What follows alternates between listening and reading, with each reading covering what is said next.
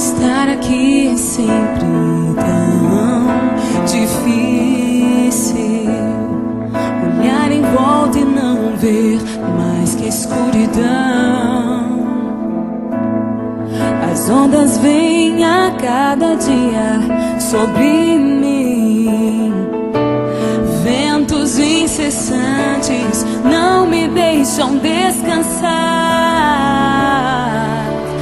Mesmo assim, estou de pé. Não tenho nada além de um sonho e uma inesgotável fé. Isso me faz insistir em estar aqui. Você sabe, eu quero fazer mais que apenas viver. Eu quero andar sobre as águas, sem medo de me afogar.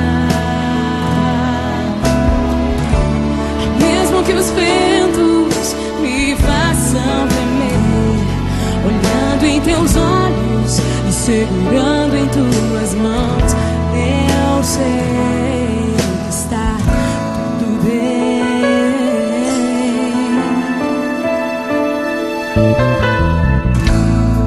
As ondas tentam me desesperar, me desacreditar. Os ventos dizem que tudo isso é bobagem, e o que vale é a realidade.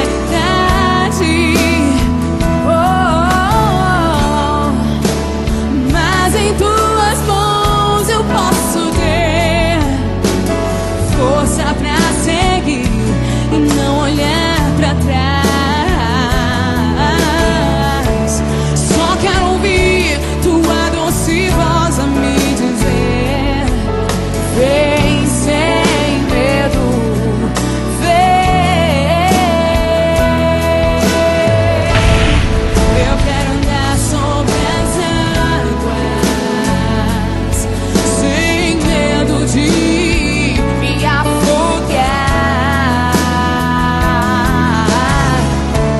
Mesmo que os ventos me façam tremer, olhando em teus olhos e segurando em tuas mãos, eu sei.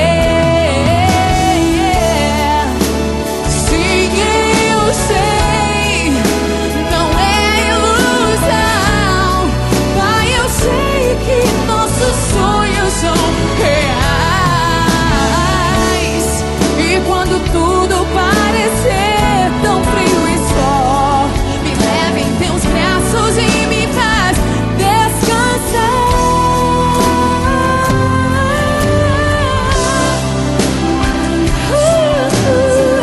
Eu quero andar sem medo de me afogar.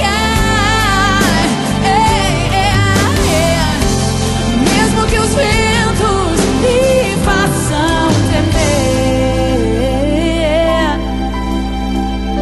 olhando em teus olhos e segurando em tuas mãos, eu sei.